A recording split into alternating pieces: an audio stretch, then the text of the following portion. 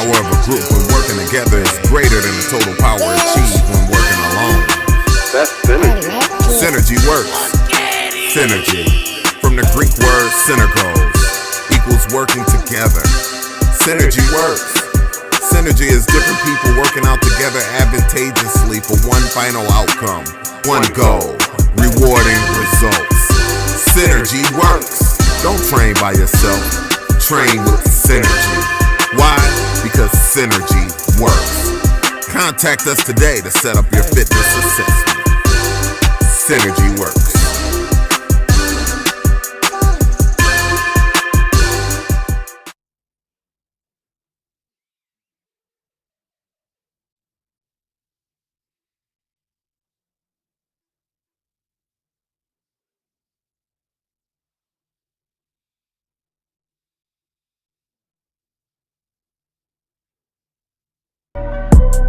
That's myfavoritedj.com. Welcome to the home of my favorite DJ, DJ Jules, baby. If you're looking for a DJ for any type of event, call us now, 313-595-8845. Once again, that's 313-595-8845. www.that'smyfavoritedj.com. The perfect DJ for any of your events. Sweet 16, 21, 30, 50. You turn to 75 years of age, DJ Jules, baby, is the perfect DJ for you. Weddings, corporate events, call 313-595-8845. That's myfavoritedj.com.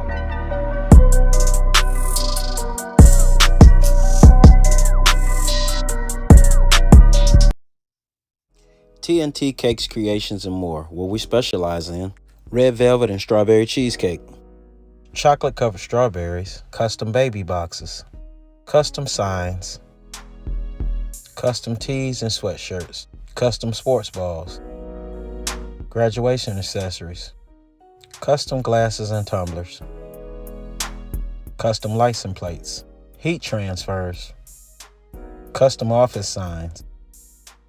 TNT Cakes, Creations, and More. Give us a call. The content you're about to hear is a part of a paid programming segment. The views, opinions, and statements expressed belong solely to the sponsor and do not reflect those of Podcastic or its host. This segment is for informational and promotional purposes only and should not be considered as advice or endorsement. Listener discretion is advised. Yeah.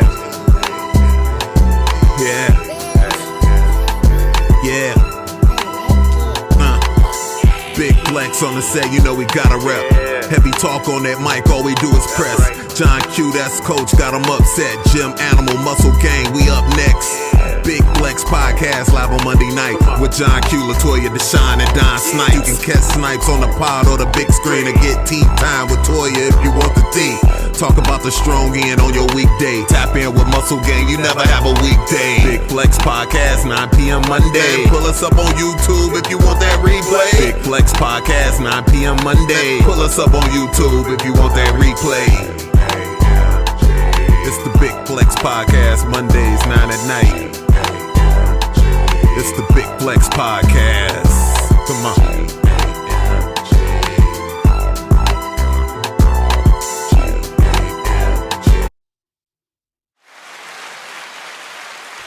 What up? Welcome back to the G.A.M.G, the Big Flex Strongcast for episode 133, y'all. And I am your host, John Q, in the building.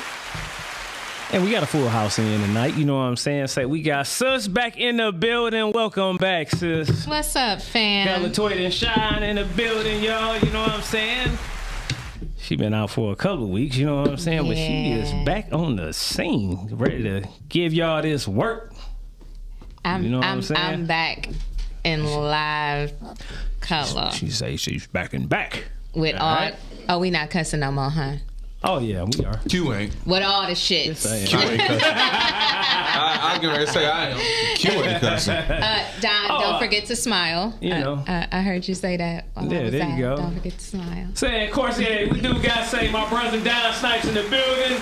Look at him. You know what I'm saying? We got Dr. Ruckus on the ones and twos. And we have, say, our special guest in the building, the great, say, film director, producer, connector, and owner of Darren Brown Films. Mr. Darren Brown in the building with us, y'all. Hey everybody, what's up? Yeah, it's been a minute, man. You know what I'm saying? Since the last time you done been here. You know what I'm it saying? has, man. It's a new studio. Yeah. New faces. Yeah, it's a beautiful thing, man. Yeah, man. Mm-hmm. No new face, yeah. All right. So look, he's gonna be here to let everybody know what he got going on. Yes. Of course, you know what I'm saying. He got a lot of events and stuff like that, and projects that he gonna be talking about and so forth. Yep.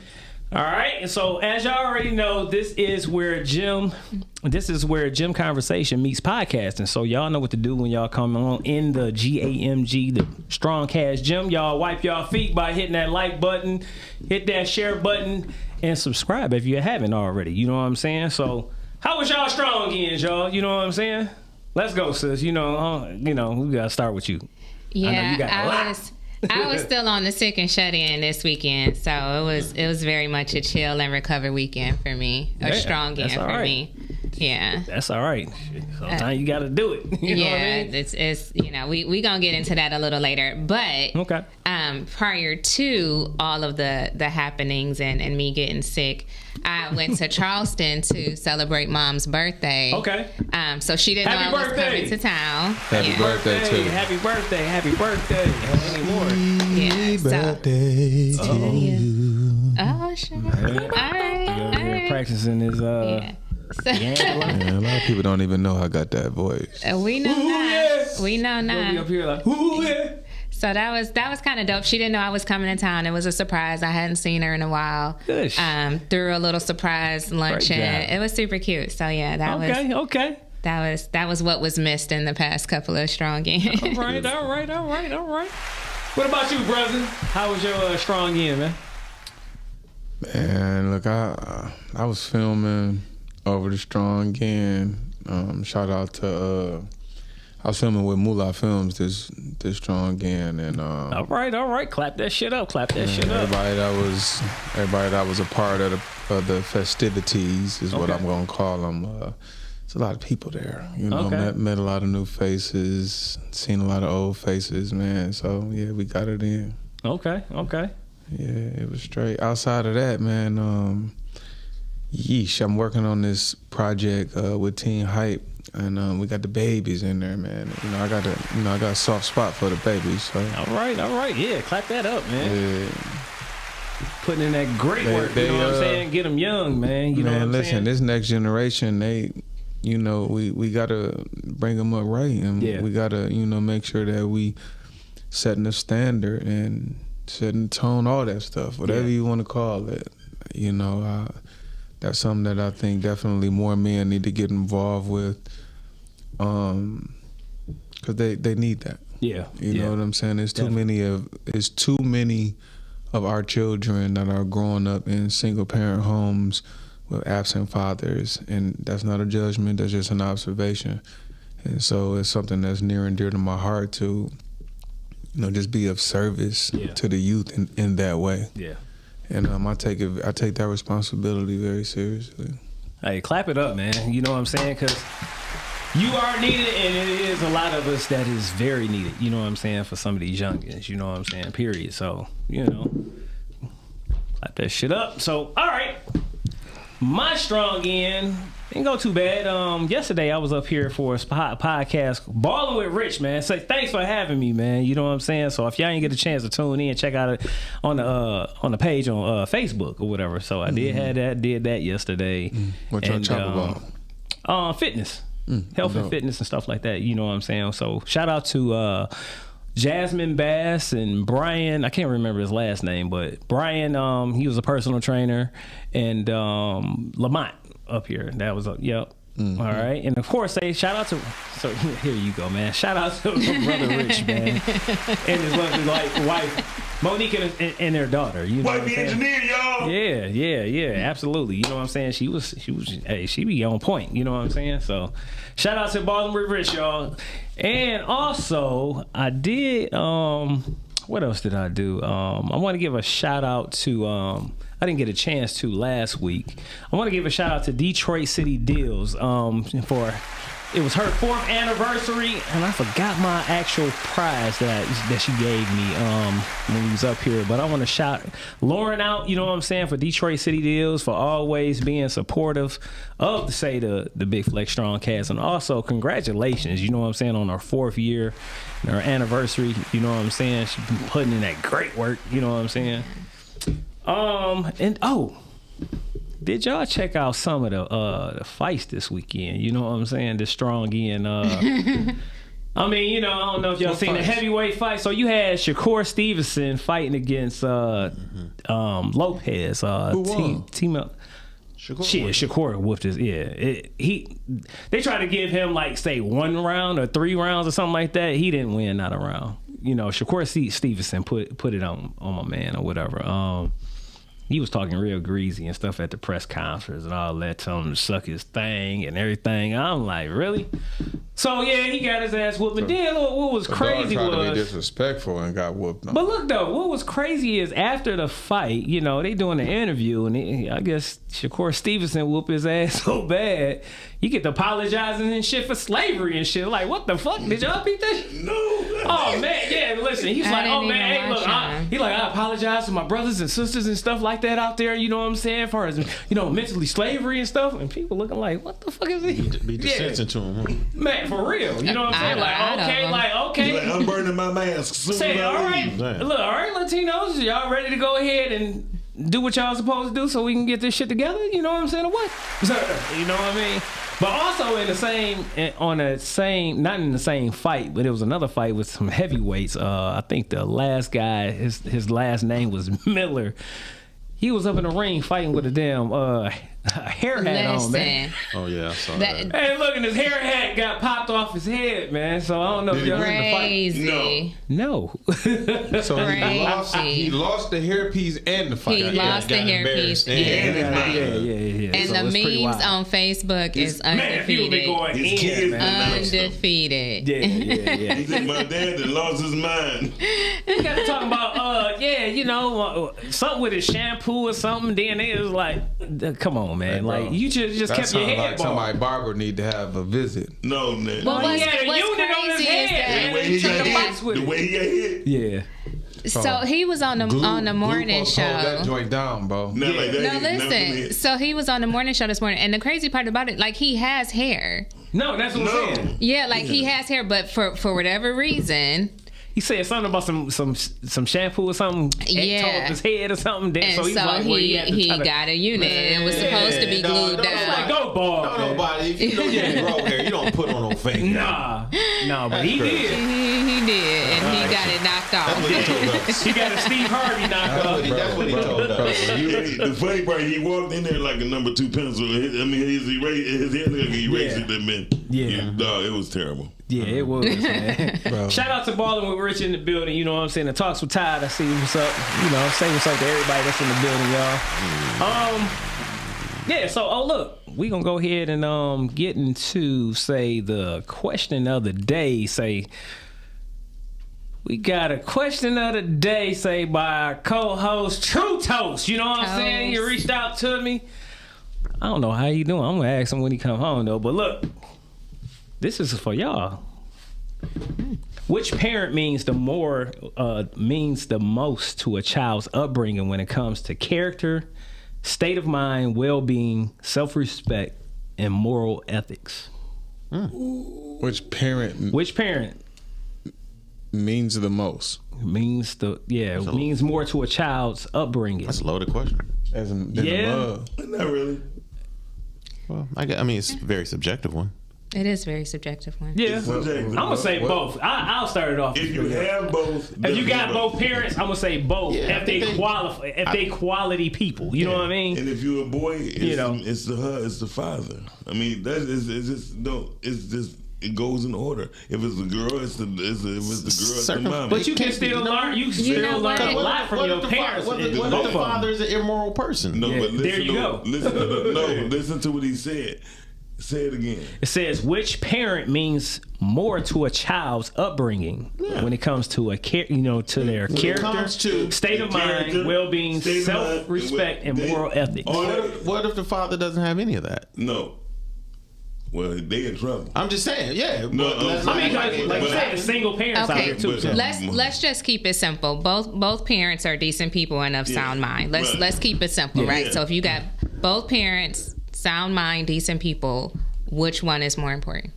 It depends on who you are. If it's a boy, it's the man. And if it's a girl, it's the mother.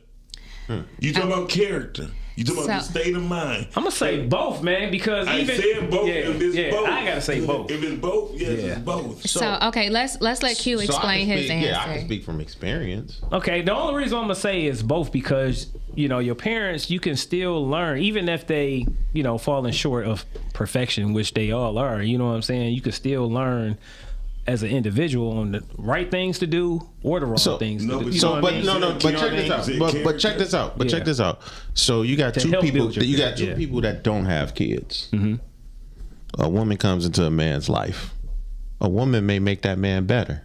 That man may take his woman's or his wife's traits, pass them down to his kids. Yeah. Because the woman taught him how to be a better person. Yeah. Or vice versa. Mm-hmm. So now who's owed the accolades for really fashioning his family at the end of the day? You know what I'm saying? I mean, of course it's both. Yeah. But at the end of the day, I get it. But at the end of the day, it just ought to depend. It can be a delivery system. Yeah. Because some men aren't as involved, and they get more involved through the mother. Mm-hmm. You know what I'm saying? And with the mother delivering that to the children, it may be accredited to the man by a mother's standpoint, you know what I'm saying? But the kids may grow up and say, my mother taught me all this. Yep. Not knowing that the father is the one who told the mother to teach them all this. So it's just very I have a this might get me in a little trouble. Man, here you go. Statistically, children, whether it be boys or girls that grow up in a single mother home, get in more trouble than the kids that grow up with dad. Now, we can definitely say that. Okay, just hear me out on this from a structure standpoint, discipline kind of standpoint. Man, I was just sitting here the whole time thinking about this, and I'm just like, what is it? And I think everybody makes good points, and I would just like to offer this kind of food for thought. I think it says something about a person who is supposed to lead, but maybe not be fully equipped to lead, to be able to accept or take criticism or instruction from somebody who may have to turn around and still follow them. You know what I'm saying? So I don't know. I think that's an interesting. Do you understand what I'm saying? Yeah. Toya? It's me saying this, right? If I am supposed to be the leader of my organization, my business, whoever, and I get to the point where I can't take constructive criticism, or I can't, you know what I'm saying, allow myself to receive from somebody that maybe on paper might be less than, that too speaks to my leadership. Yes. And so I don't know, man. I don't know. I might be a little biased on this, but just speaking, what? Of course. Your opinion. Yeah, of course. Yeah, it might be the man. It's subjective, so it's biased all throughout. Yeah, you know what I mean. It might be the man to me. Well, so what you? But this offering a different perspective. I'm a catch some heat from the ladies. Oh shit! I usually do, but I'm gonna have to say the father is more pivotal, and let me explain why.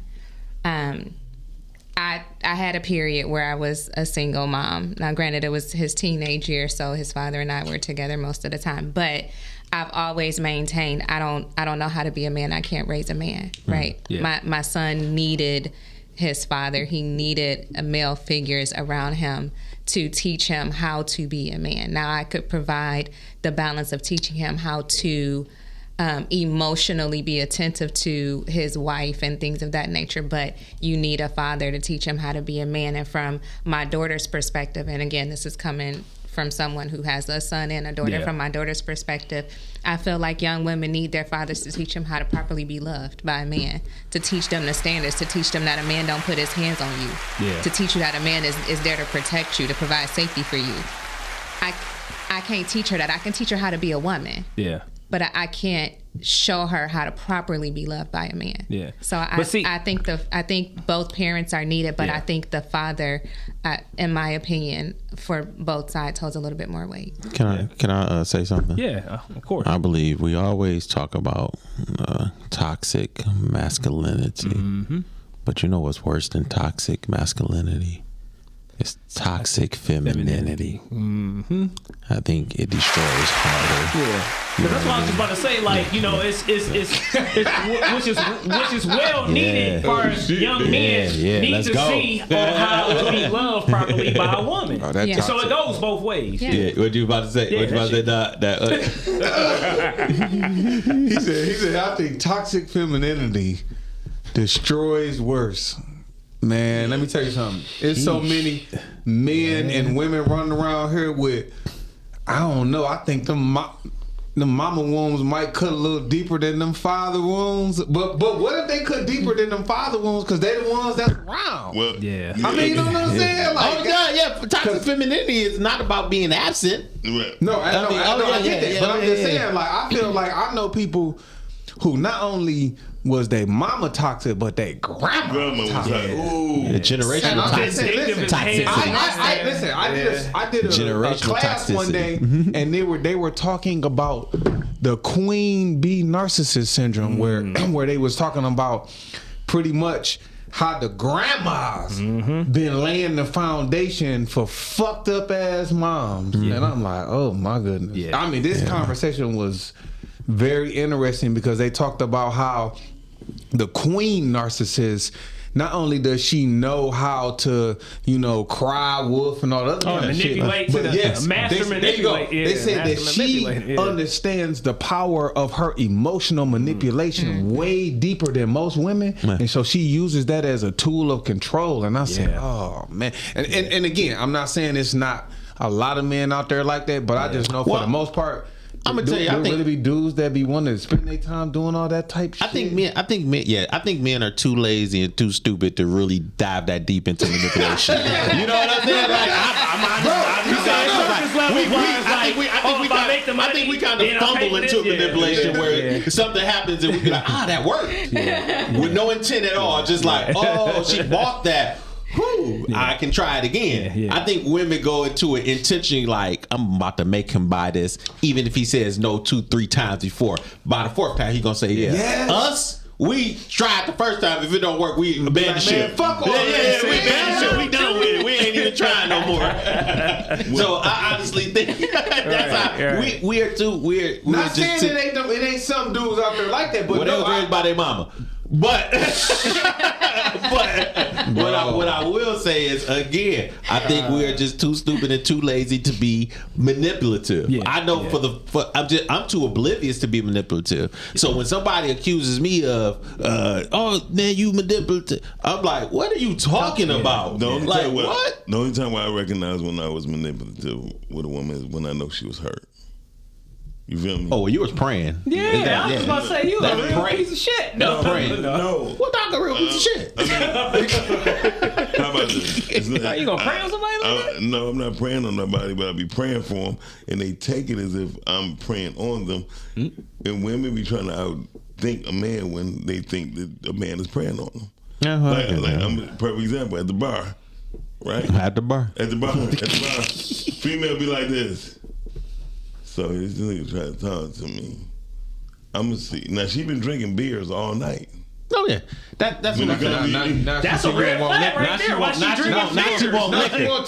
Top shelf. You know what I mean? Now she Don Julio. Prime example. The conversation was supposed to stop when you know what's so crazy beers, about man. that? You know what's so crazy about that? It was premeditated at home. I'm gonna go to the bar, buy me a beer, and get some liquor because I just have a beer. Right.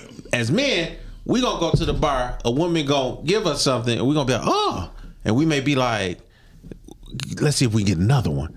We ain't thinking about it. It wasn't premeditated. Right. It was like in the moment. You know what I'm saying? Yeah, but bro, women think about that shit before they when I was on some manipulative shit.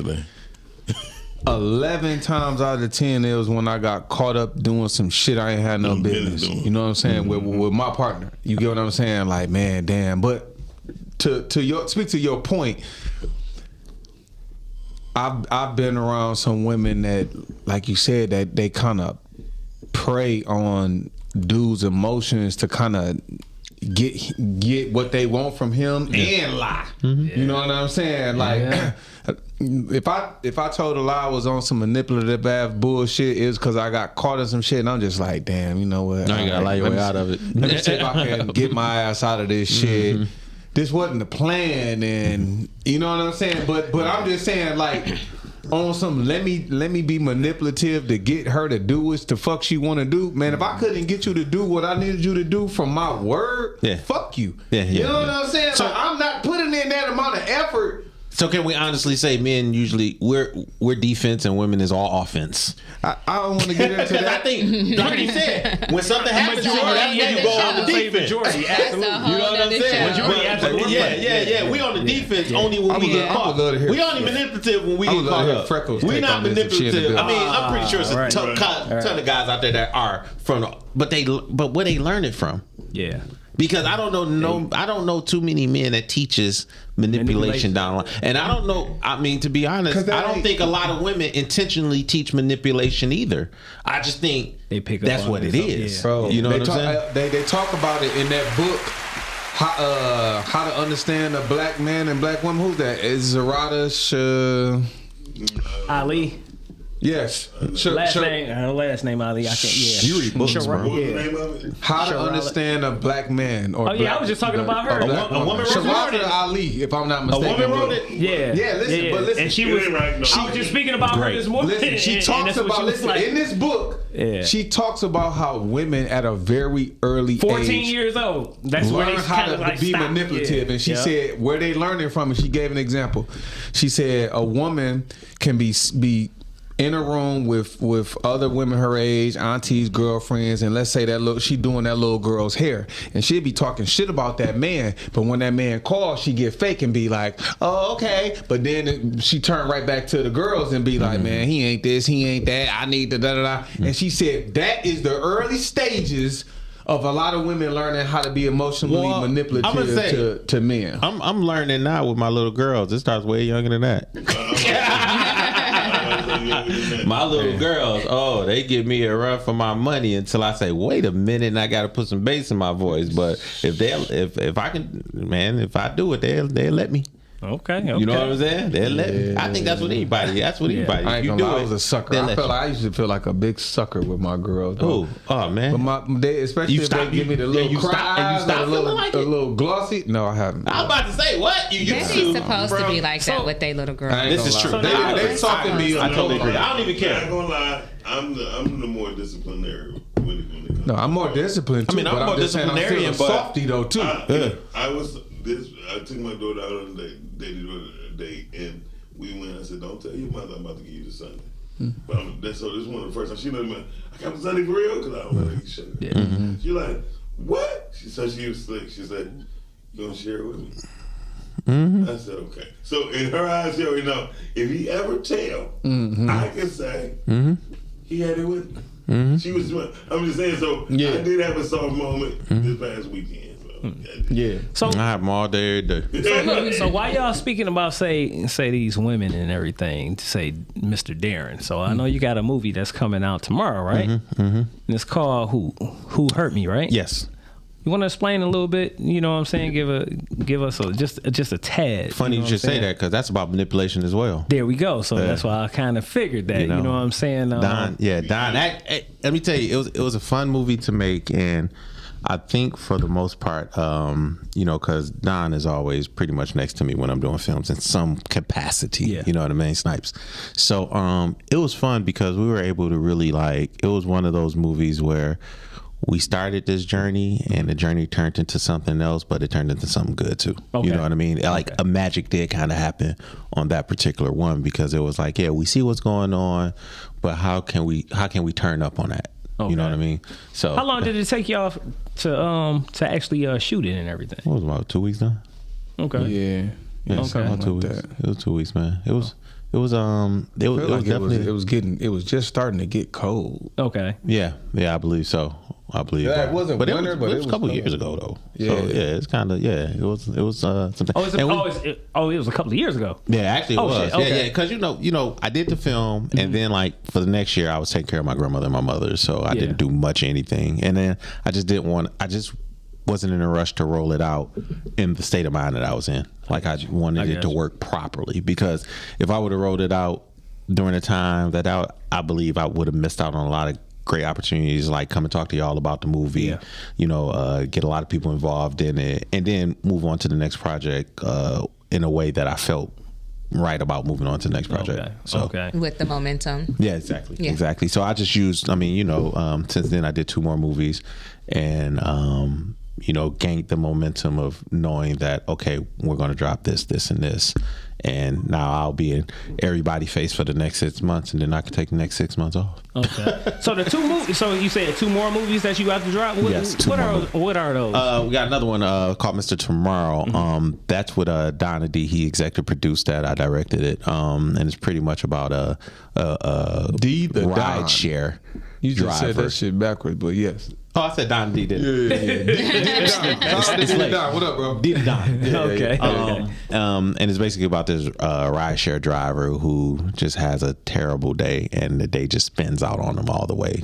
Oh, damn. So it's kind of it's in the. That's starring my homeboy Deuce. Yep, Deuce Anderson. So it's in the vein of almost like psychotic killer slasher movie. And then we have The Upper Hand, which I'm very, very excited about. I'm really excited about that movie because I have 2 gentlemen who has shared the screen together before, but they shared in such a different capacity where, we see one character or one actor who always kind of plays crazy. In this one, he's very meek. Okay. Very kind of almost scared and submissive throughout the film. Okay. Who is Snipes? Snipes lead, yeah. Okay. And then we got Marcus Woods. He plays the lead, and he's a different kind of character as well. Very menacing character. We also have Sierra Armani. She plays a very, very, very manipulative character in this. It's crazy how manipulative she is. Okay. And we also have Erica Franklin. Yep, Erica Franklin, who plays opposite of Don as his wife, and to some degree she's manipulative as well, right? I mean, everybody in that, I believe except for Don is maybe a manipulator, right? And would you say so? Yeah. So it's kind of like almost crime thriller. He ain't the crazy motherfucker. He's definitely not the crazy one. He the one getting crazy put on him. Right. Yeah. So I'm glad you said manipulative instead of saying narcissistic, because I'm tired of people. I know using people the like, word that's narcissistic. Oh, definitely overuse That's that different. word. A narcissist doesn't. Context. Yeah. Manipulative, absolutely. It's definitely manipulative. So in the movie Who Hurt Me, is that kind of like based off of 2 mental issues or anything like that, or mental health? To a degree. Okay. I mean, it's in the vein of that. You know what I'm saying? I don't want to promote it as a movie that's dealing with mental health, because it's entertainment, and in a way it's kind of like a Guess Who kind of situation. I got you. But it's in the vein of a person going crazy. Okay. And I don't never want to, crazy and being mentally unstable is not the same thing. Yeah. You know what I mean? I got you. So, somebody who just goes crazy with her own personal thoughts, being in her own head, assuming things happen. But the question is she really assuming it, or is it, a thing that's really happening? We don't know. Okay. Yeah. Okay. What other types of movie that you think haven't been prioritized right now that you would like to maybe produce or something? So I'm also doing an autobiography of a young lady. So this right here is very is really in the vein of just generational curses and how, to be honest, I mean, if we go there, it's about how women raise women. Okay. You know what I'm saying? From generation to generation. Okay. And how sometimes damn, it sounds like what we was just talking about. Exactly. And sometimes it's definitely a misstep. Because, we see how the grandma is and how the mother is, and then it's passed on to the daughter. This is a story called Roots that's written by Angel I Survive. And when I read the story, I just knew that it was a story that had to be told because she's been through a lot. Okay. And to see her, what she's been through to where she is now is just a true testament. That's her writer's name, Angel I Survive. Yeah, that's her name, and her name on Facebook. Angel I Survive. Angel I Survive. She had cancer, man. She's 36 years old, had cancer. Got slit across her neck to save her life. Got her teeth knocked out by one of her abusers, who was her child. She has 6 children. 2 of them have autism, and her abuser was her husband with the kids. And he hung himself.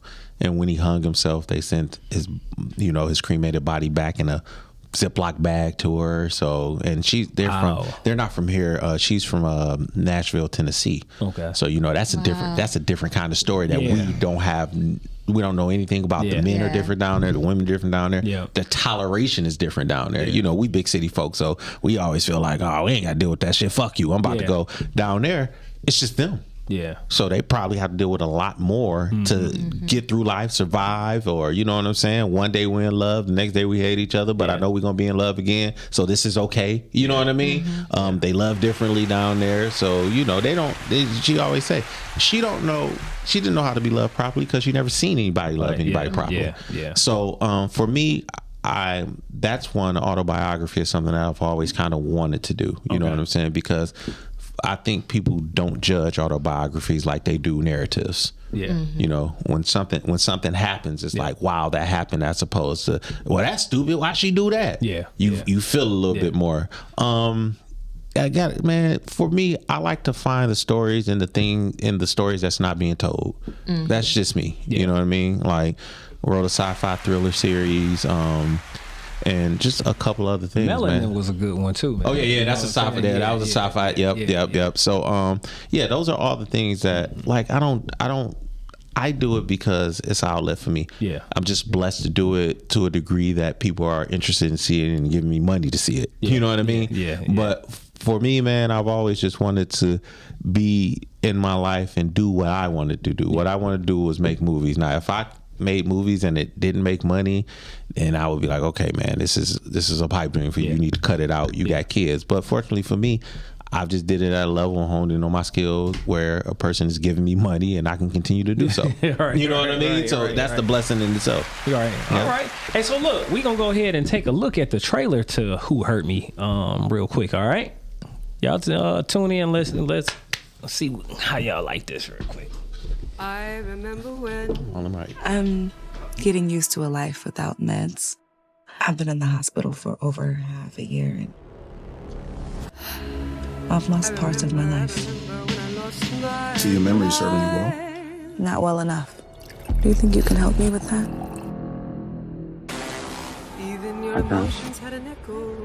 I got a friend who specializes in mental health, especially for us. Does that make me crazy? I have been having trouble remembering things since the accident. Who do you think you are? Ha ha ha, that's you don't have to do this alone. That's what Dr. Fulton is for. Is waking up in a hospital bed with some girl that says she's my best friend. Happy birthday! I'm your sis. I'ma always make sure you're taken care of. I love you. Sometimes, when we don't get the answers that we're comfortable with, we tend to make up solutions. everybody is not your friend. Ha ha ha! Ha ha ha! Ha ha ha! Ha ha ha! That's your soul! But hell, after everything that you've been through, it's just good to see that you are alive and well. No. I spoke to him. I just told him that I was worried about you, but he reassured me that you're gonna be just fine. Well, do you really think that you're in control? Ha ha ha! That's your soul! Why are you crying? What's wrong? Are you okay? Would have these outbursts if Nessa would stop lying to me. Figure things out. Who are you to hide me from my truths? Who are you to hide me from my life? It's not safe to take you back there.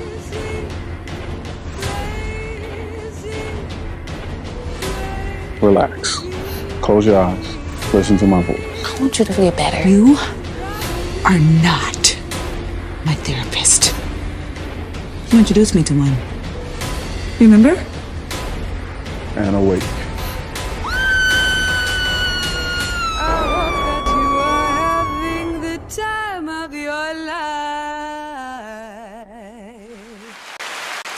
Alrighty, damn. You know what I'm saying? Yeah, I can't wait to watch that. Oh yeah, you know what I'm saying? It's supposed to be on Tubi tomorrow, but we know sometime. I'm hoping, I'm praying that it's gonna be on Tubi tomorrow. Look, let's run it up, y'all. You know what I'm saying? Y'all make sure y'all check it out. You know what I'm saying? Like and let us know. Yeah, that shit was great. You know what I'm saying? Thank you. Now, brother, what was your favorite part about being a part of this project right here? I mean, it was a few aspects of it. One, I'm big on the art of collaboration. I think that, putting a film together it just takes a whole team to, there needs to be so many things that are all clicking and firing. Shout out to my partner, Zach. He always say the same thing. All cylinders got to be firing. And I think that, this was one, like Darren stated, we started off one way. A lot of times he'll get the script, hey, I got this idea, shoot it over. Boom, kind of mulling it over, just going over it in my head, how we're going to approach this. And we had started shooting, and literally one day, again, we kind of going back and forth on some ideas, and it just kind of evolved into something that originally, you know what I'm saying, the script was like one way, but we were able to kind of change some things, and man, it worked. Yeah. You know what I'm saying? But just working with all the talent and everybody that was there, man. I mean, most of the projects that we've done, he pretty much kind of keep, a lot of the same people around. We were able to have TT, Ebony Tate, freaking, CC, man, Deuce. It was Deuce. Just Will one of those things, and again, you always gonna have challenges whenever you doing a project, but it's really about how do you get past those obstacles. Yeah. But yeah, this was fun. I've been waiting on this. Okay. So you know what I'm saying. But like I said, man, it looked great, man. You know what I'm saying? I can't wait to watch it. Yeah. So, shout out to Don too.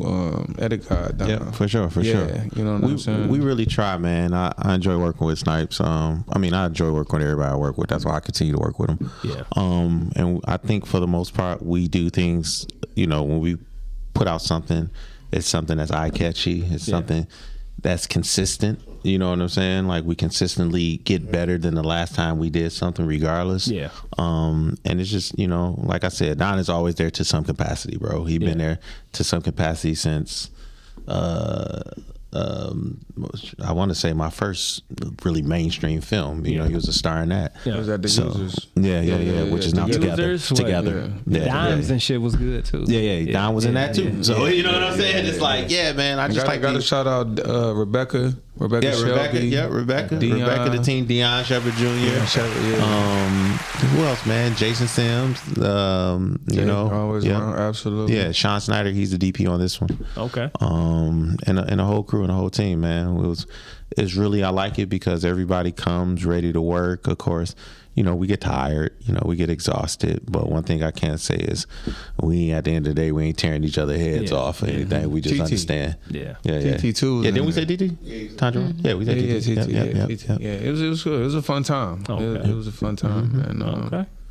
Yeah, I can't wait. You know what I'm saying? I ain't gonna even hold you up. Like I said, I can't wait to watch that shit myself. Yeah. So look, before we go to our main topic, y'all, I want y'all to give me or give people that, you know, that's thinking about, say, getting, you know, into, say, film directing or acting or anything, like, what are your top main 5 focuses on making a great film? Like, what do you focus on the most? Like, give me like 5 top things if you have. Or if not, say a good 3.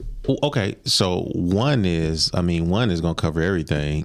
Get other people that's hyper focused on the job that they do. Okay, that's number 1. You know what I mean? Like, I can tell you what I'll be focused on, but that's just the one thing that I'll be focused on. Yeah. So my focus lends to hire other people that's focused on what they love and enjoy doing. Yeah. You know what I mean? They're locked in there. I tell people all the time, if you want to be somebody in this business, when you do that job, you have to be obsessed with it. That job and that job alone. You got to be literally crazy about that job. Okay. You know what I'm saying? Almost to the point where it's like, all right, we good.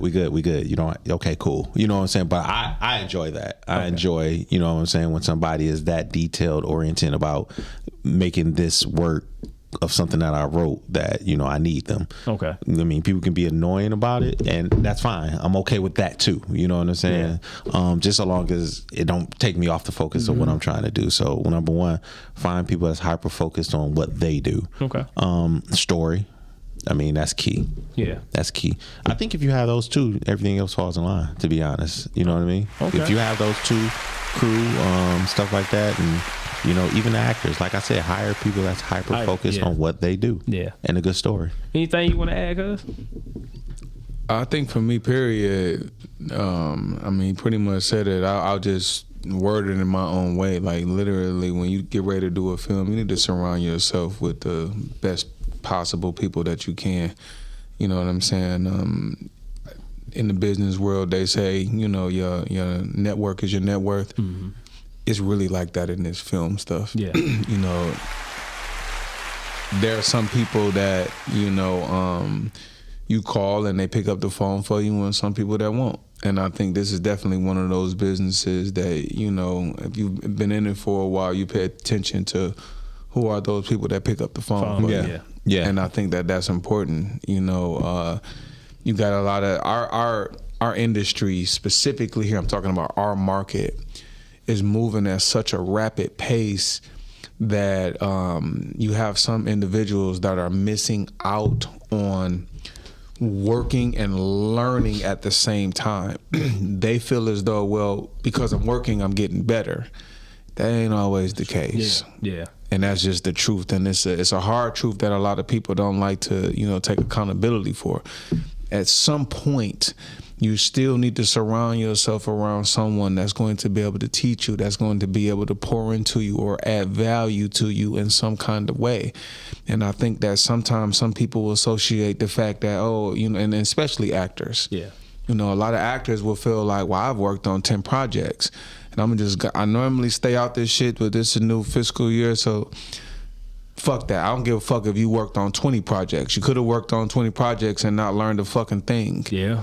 And there's some people that, you know, that's true. They think that, well, I always say this. Activity doesn't always amount to accomplishment. And sometimes you could be very active and not accomplish shit. Yeah. Yeah. And I'll just leave that there. Okay. Mr. Darren. Yes, sir. Where can everybody support you at? You know what I'm saying? Oh, yeah, man. You can go to DarrenBrownFilms.com. Okay.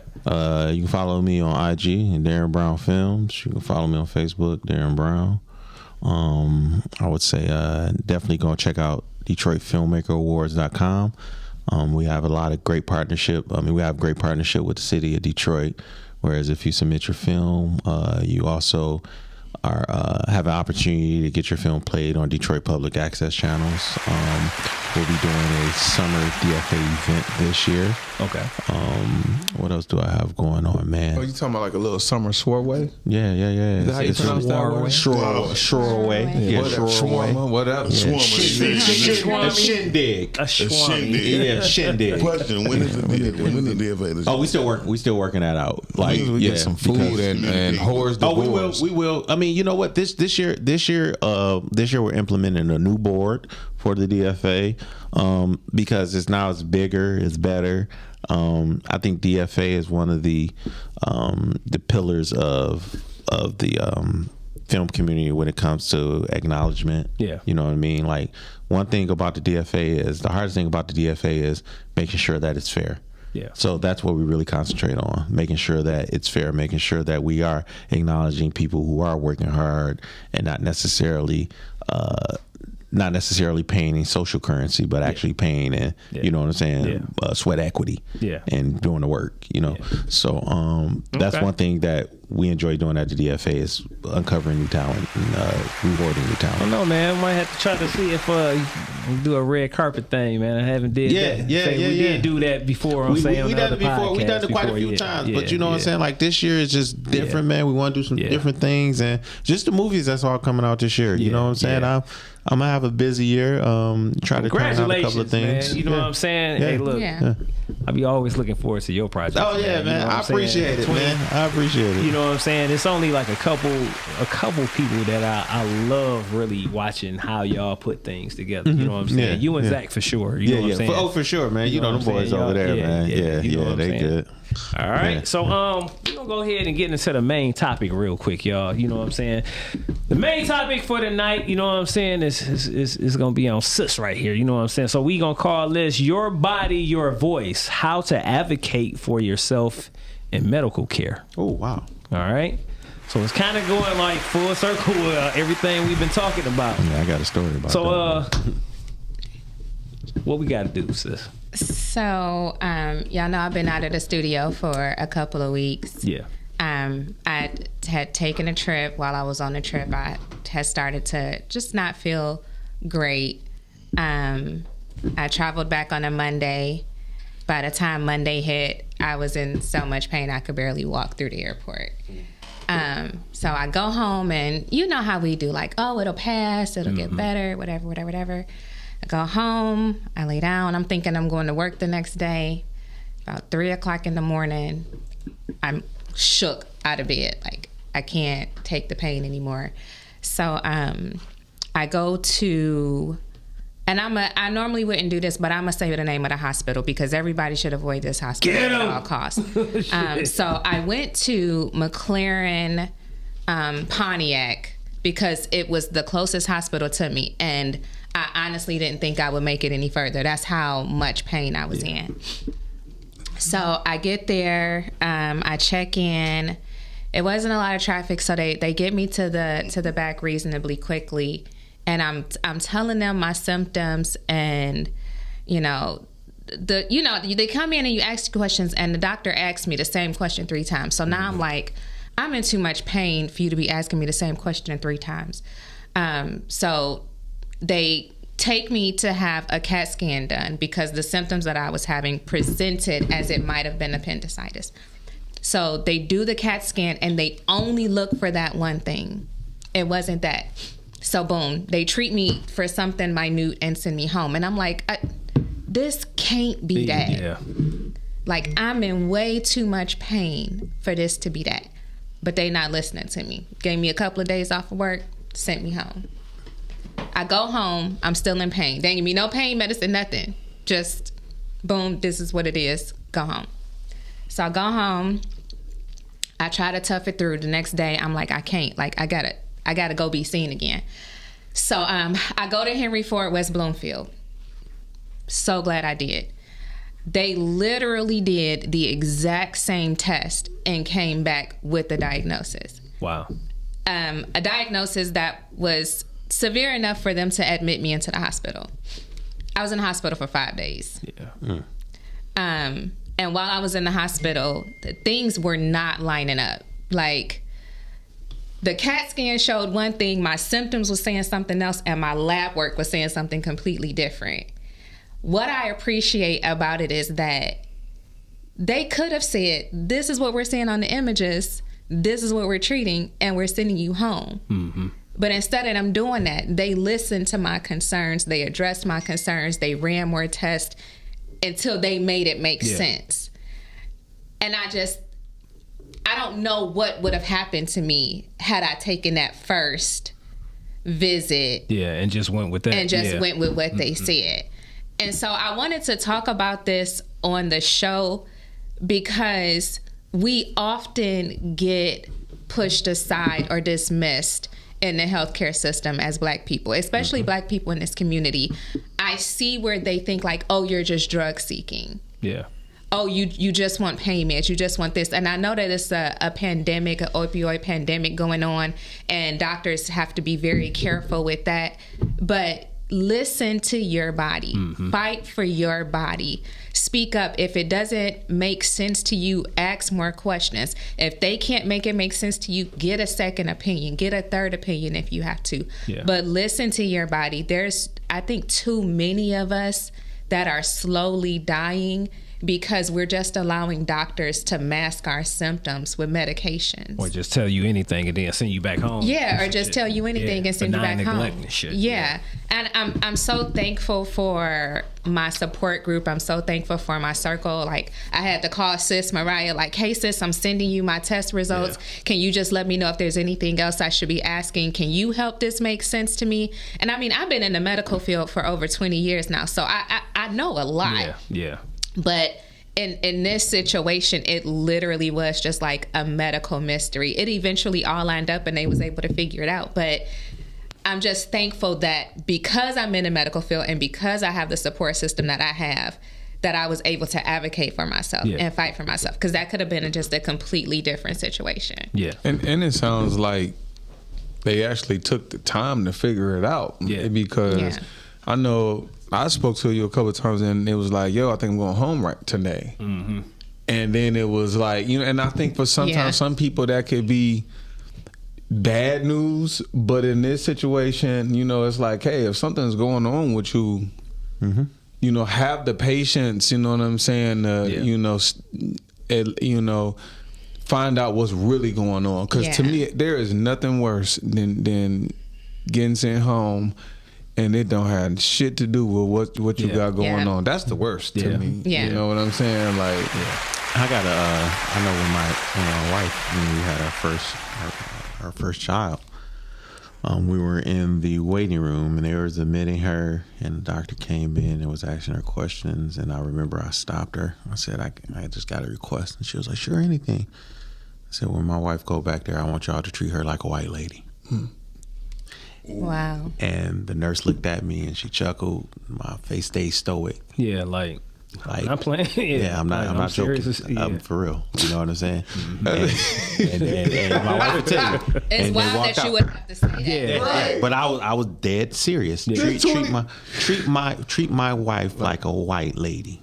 Bro, and I would have added, treat my wife like a white lady with the best insurance. Yeah, but we got good insurance. I ain't even say that part. Yeah, but you know, you pay attention to the things that she say, because what happens is when them white women come, you don't know whose wife they are, and y'all treat her with the best care because they might be the person who funded the hospital or whatever the case may be. You make sure that she is well taken care of. Yeah, that's something that's kind of crazy too. Still to this day, we have no black hospital in Detroit. The craziest thing.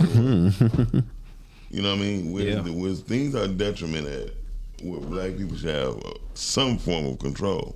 Well, I would say, you know, make a I don't want no black hospital, but the head of black. He said like so plain. It sounded like so right. Well, you're taking it too far, but I understand. Listen, and I've heard of a lot just all black hospital. Not all black.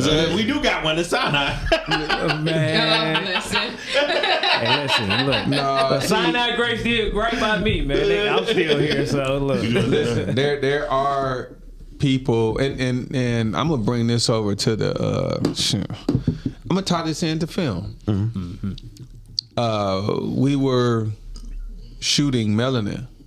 And Darren and I definitely, there were times where we had some conversation about, you know, the characters specifically and like what, you know, conflict and challenges they face, simply because of the subject matter of it. And it was just like, yo, you know, again, this is an opportunity for us to, you know, show this. You know what I'm saying? And I think that it's important that, again, you know, people have to see things in order to believe it. You know what I'm saying? And there are a lot of medical professionals that I have heard share stories of patients, especially from nurses, where they're just like, yo, doctors are going in there. I heard something so recent as to where they thought a lady had some type of burn on her feet or something. It was something going on, and it was just like they never even thought about this other stuff that was going on with the lady simply because of her complexion. And I mean, when I tell you it was something crazy, like, I don't know if the lady, it was either something burnt, dirty, or ashy feet. It was just something that they looking at it thinking that say burnt, dirty, or ashy feet. Literally, and they diagnosed this lady, but they misdiagnosed the lady, and the nurse come in and was like, what? And see, and that's the thing, man. Like how many times have a lot of people been misdiagnosed? You know what I'm saying? Oh yeah. You know, and that shit how many rampant times in our community? Cut it out. Yeah. You know, and we were still getting experimented on at a certain time in history. Come on now, and that we need to speak on that. You know, can you go a little bit into details just about, say, understanding your rights as a patient? Oh, absolutely. So one of the things that people have to know when you go into the emergency department is emergency department is, they're not there to treat you. They're not there to cure you. Right. They're there to stabilize you and get you on to somebody else, a specialist, a primary care doctor. They're not there to treat you. So understand what you can and cannot expect when you go into the emergency room. Understand that you have the right to ask to speak to someone higher. A lot of times you go into the emergency room, you don't even know you're speaking to a resident, right? You can ask to speak to a doctor. You can ask to speak to someone else.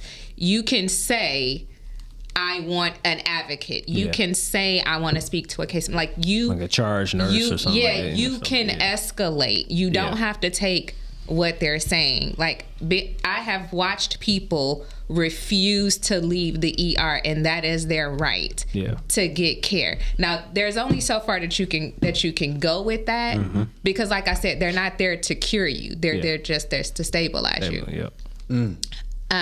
Again, get a second opinion if that's what you need to do.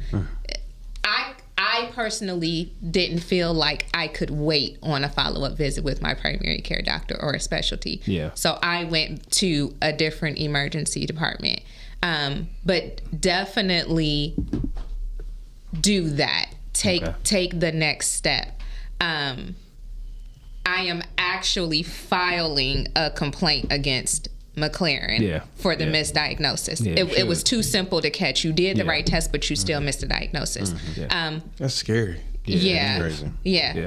Understand that you have that right.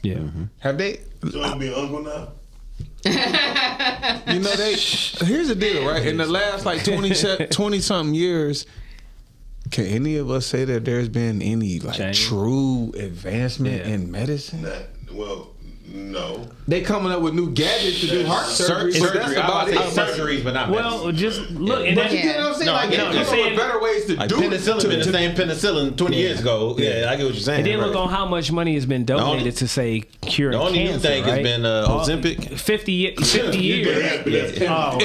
that was for like diabetics. Well, that's big pharma, right? Like that's just big pharma. But big pharma is the one that's really controlling the system. Big pharma is the one that creates the test that most of these residents and doctors have to take in order for them to be called a doctor. They control that shit. How about the FDA? If you just look at what it stands for, you're talking about Food and Drug Administration together, like that make you think like, it's all big pharma. I got to fact check this, but I just literally heard. I'm sorry, I just heard that Pfizer is the one that control a lot of the cheese industry. Yeah. I just seen that too. Yeah, a lot of stuff, man. And chicken. Yeah. So, and what's sad is that you do have holistic treatment options that insurance just doesn't cover, right? Yeah. If you catch knee issues early enough, you could simply get PRP therapy, where they just take your own plasma to inject it in your knee. Yeah. Now it's not a comfortable procedure, but it literally is using your body to heal your body. Body stem cells. And if you catch it, it's stem cells is another type of, but it's not your stem cells. So they actually harvest stem cells from other avenues versus the PRP, which is your own blood. That they spin down. They take the plasma and they inject that, and your plasma is your healing factors of your body. So they're injecting that back into the problem area to rejuvenate that area and reverse the damage. In your meat. They actually do PRP therapy. And they got meat. Oh, yeah, they do. That sounds like it. Who got that? For ED. Who got that? Nobody. I thought. No, they ain't being sued. There we go. But what's kind of deep though is that when we don't even think about that, you know how much you get charged for Tylenol in the hospital? And where? In the hospital, $70. $90 damn dollars. Yeah, I know. That was close. For one Tylenol. 500 milligrams. I go in the when I know I'm going to the hospital, I go pick up my own packs of Tylenol, bro. Yeah. They like, well, it's not 500. I said, well, I take two. Yeah. I got $250. I'm not paying $90 for you can do that. You just have to log it with the nurses. Like they just have to take it and give it to you. Yeah. So, but you know what? 90. But the ideology behind it is if you got insurance, you don't care what insurance is paying. Yeah, you don't care. Yeah, that ain't on you. Here's why you do care. You just pay your copay. But here's why you do care. Because I would got my Tylenol cost $2. Mm-hmm. You feel me? The whole even insurance stuff is a scam. Just imagine if they can cure the pain of arthritis in 2 days with dandelion root and some another herbal tea. They charge you $20,000. I mean $20,000 for staying in the hospital. It's Big Pharma for 2 days. It's all but they can't even cure a common cold. So nothing. Because they it's don't common. want to. Yeah, they don't want to. But it's common. Yeah. And you're supposed to have a cold. That's letting your body. That is letting you know your body needs some help. Yeah. And listen, not only do your body need some help, your body also. We need to understand more about the placebo effect because. I was this years old when I found out that chicken and chicken noodle soup was fake, but I swear to goodness that shit cured a lot of motherfuckers from cold. Between that, burners, burgers they got the real ginger, but plenty of motherfuckers that grab some chicken noodle soup and fucking burners. I got a case of burners in my truck right now. So we gotta understand. So here's the thing. That's that placebo effect. It's all a lot of this stuff is mental. Right? And the chicken one was saving us. It was the broth. It was that salty ass broth. That's right. Salt. Yep. Sodium. Because your body needs sodium. Absolutely. It needs that mineral. That mineral actually open up your blood vessels. Well, it's also a part of. It also is a part of the electricity that our body needs in order for shit to be sent and delivered. Every morning now I wake up, I put myelin sheaths and axons and I put Celtic salt on my tongue, so that's the first thing I do for water and put it on my tongue and let it start opening up my blood vessels. Yeah. You know what I mean? But we just gotta understand our body, and it's sad that everybody try to keep it a secret. That's why I like Dr. Yaki. I'm not gonna lie, because at least he's telling y'all, hey, y'all got a problem.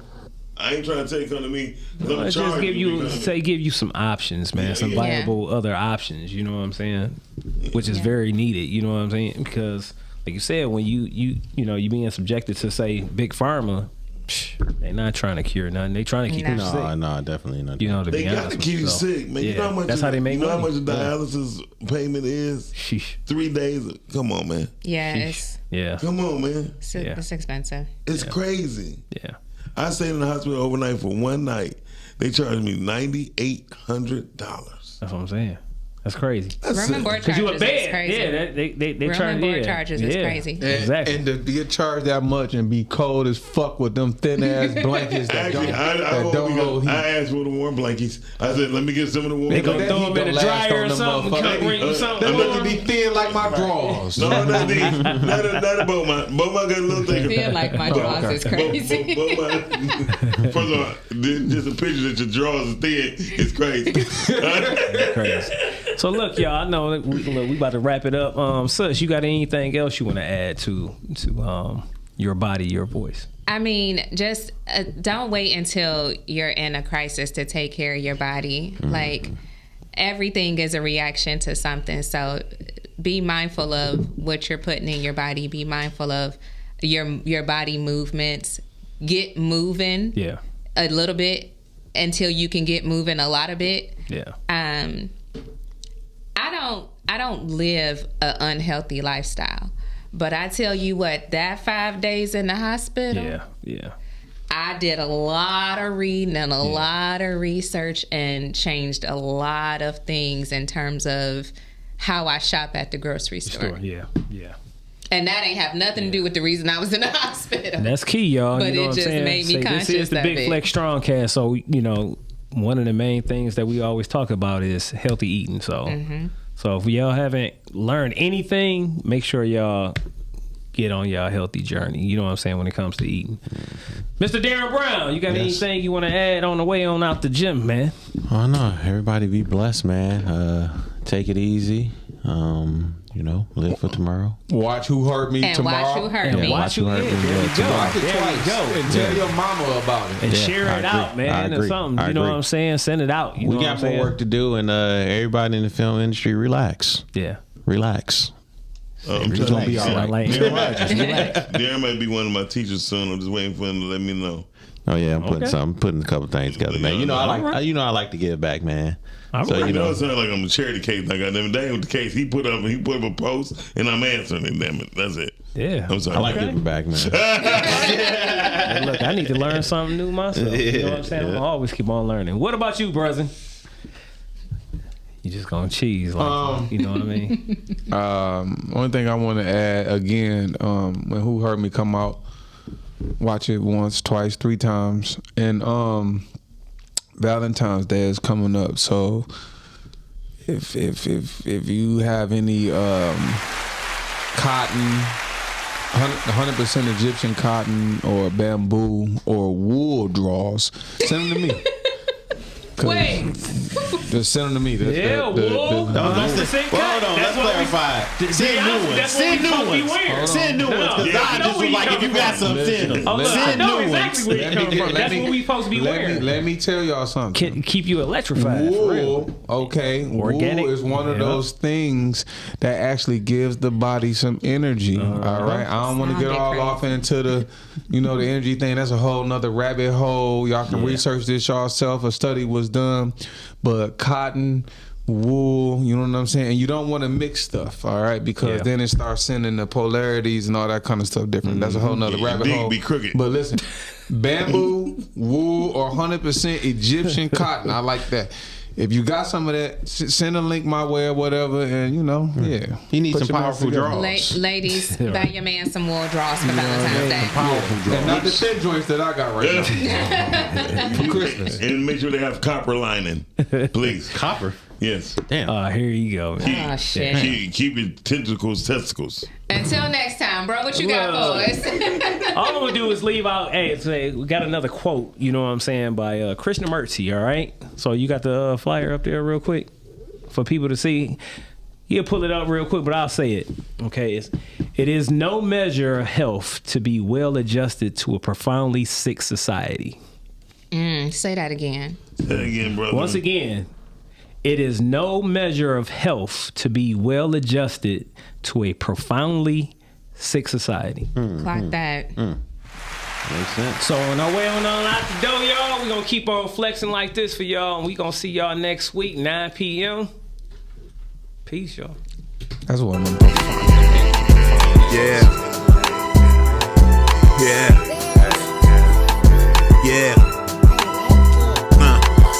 Big Flex Flex on the set, you know we gotta rep. Heavy talk on that mic, all we do is press.